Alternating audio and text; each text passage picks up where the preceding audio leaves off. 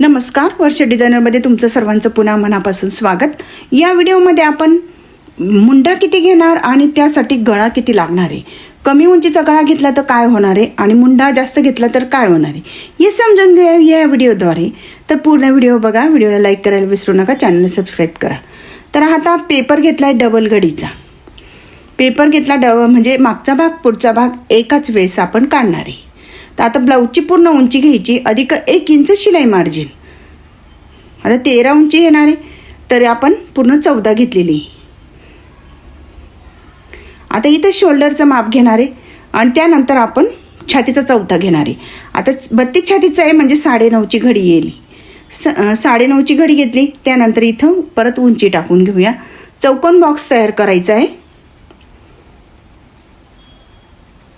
पूर्ण चौकोन बॉक्स तयार केल्यानंतर आपण मापे टाकण्यासाठी सोपे जाते, पट्टीने पूर्ण अंतर जोडून घ्यायचं आहे। अंतर जोडल्यानंतर आता शोल्डरचं माप घेऊया। आता 32 छातीसाठी किती शोल्डर घेणार आहे हे पण व्यवस्थित बघा। 5.25 घ्यायचं आहे। 5.25 घेतलंय आणि गळा खोली जी आहे ती 2.25 या पद्धतीने हे अंतर आपण मोजून घेतलेलं आहे। आता त्यानंतर आता मुंडा घ्यायचा आहे। मुंडा घेणार आहे 5.25 घ्यायचा आहे। 5 घेतला तरी चालेल, 5.25 घेतला तरी चालेल आणि काहींचा मुंडा मोठा 5.5 घेतला तरी चालेल। आता हे अंतर पुढे आणि मागे आपण मार्किंग करून हे अंतर जोडून घ्यायचं आहे। हे अंतर जोडल्यानंतर आता जे आपण मुंड्याचं माप घेतलंय आणि पुढच्या गळ्याचं माप बघूया।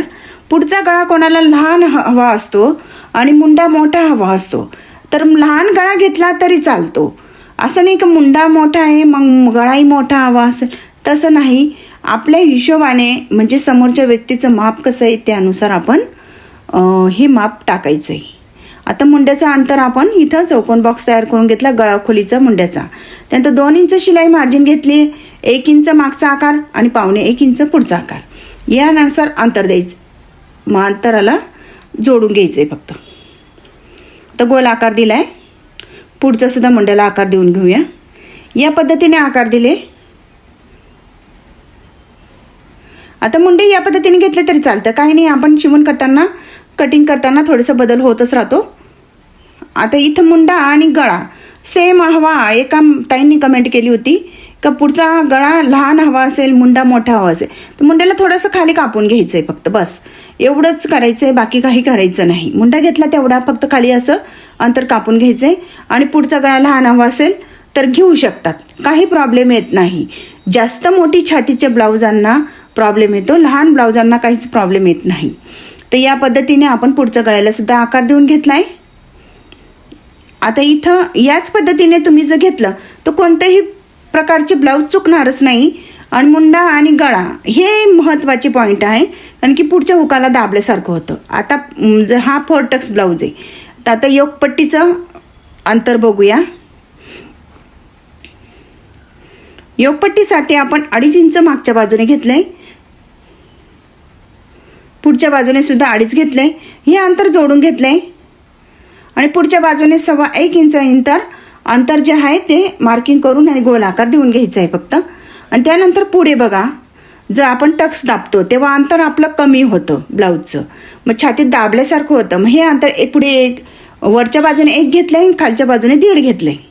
हे अंतर वाढून घेतलं आहे फक्त मी, छाती आपली दाबल्यासारखी होणार नाही यासाठी 4 टक्समध्ये या प्रकारे बदल करायचा आहे। आणि खूपच दाबल्यासारखी होत असेल, छाती मोठी असेल कप साईज, तर या पद्धतीने अंतर आपण कटिंग करताना वाढून घ्यायचं आहे। तर एवढाच बदल करायचा आहे। याच पद्धतीने ब्लाऊज कटिंग करायचं आहे, शिवणसुद्धा करायचं आहे। शिवणाचे व्हिडिओ बरेचसे अपलोड केलेले आहे मी, तर ते व्हिडिओ बघू शकता आणि त्या पद्धतीने आपण शिवणाचे व्हिडिओ बघा। 4 टक्स ब्लाऊजचे जे टक्स असतात ते दाबण्याची पद्धतसुद्धा सोपी सांगितलेली आहे।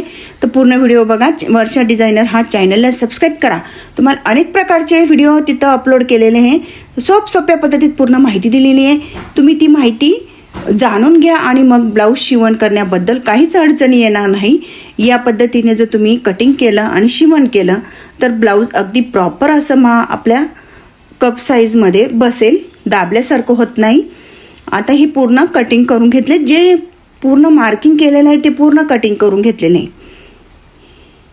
कटिंग केल्यानंतर याच पद्धतीने कटिंग करायचं आहे आणि याच पद्धतीने पेपर पॅटर्न ठेवायचा आहे आणि पूर्ण ब्लाऊज पीस कापून घ्यायचा आहे. कोणताही बदल करायचा नाही. तुम्हाला कसं वाटलं माहिती ती पण मला नक्की कमेंटमध्ये कळवा. तुम्हाला कुठे चुकतं आहे हे पण नक्की कमेंटमध्ये कळवा, म्हणजे त्यावर व्हिडिओ मला तयार करून तो अपलोड करता येतो, तुमच्यापर्यंत सोपी माहिती देता येते. धन्यवाद.